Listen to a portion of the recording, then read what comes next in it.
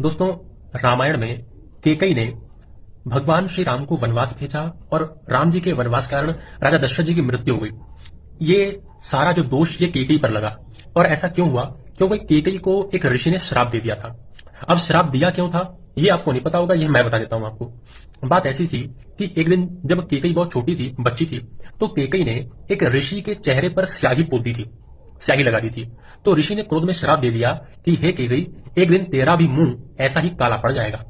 लेकिन जब वो ऋषि ऐसा बोलकर जाने लगे तो केकई ने उनका कमंडलू उठाया और उन्हें पकड़ के दे दिया। तो ऋषि ने कहा कि हे केकई, तूने मेरा कमंडलू मुझे ला करके वापस दिया है, इसलिए मैं तुझे आशीर्वाद देता हूं कि तेरा यह हाथ वज्र के समान मजबूत हो जाएगा।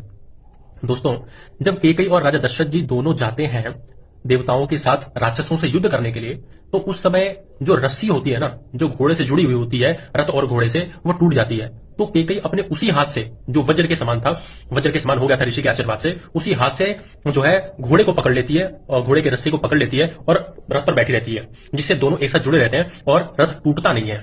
और इसी कारण से यही चीज देख करके राजा दशरथ जी केकई को 2 वरदान देते हैं। और अंत में जब राजा दशरथ जी केकई से बोलते हैं कि तुम उदास क्यों हो, तो केकई उन्हीं दोनों वरदानों को याद दिलाते हुए कहती है कि आप एक वरदान से भरत को राजा बनाइए और दूसरे वरदान से राम जी को वनवास दे दीजिए। अब दोस्तों, यहां पर क्या होता है कि राजा दशरथ ऐसा कर तो देते हैं, लेकिन जब राम जी वनवास चले जाते हैं तो राजा दशरथ जी की मृत्यु हो जाती है। और ऋषि के श्राप की वजह से कि तुमने जो है मेरा मुंह काला किया है, तुम्हारे मुंह पे काली पुज जाएगी, तो राजा दशरथ जी की मृत्यु के कारण सभी लोग केकई को दोष देते हैं और कहते हैं कि इसी के कारण राजा दशरथ की मृत्यु हुई है और ऋषि का श्राप यहां पर सफल हो जाता है।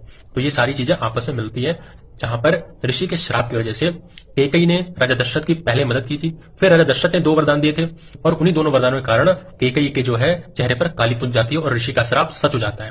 दोस्तों, वीडियो कैसी लगी कमेंट में बताएं और फॉलो करें ऐसी और वीडियोस के लिए। जय श्री राम।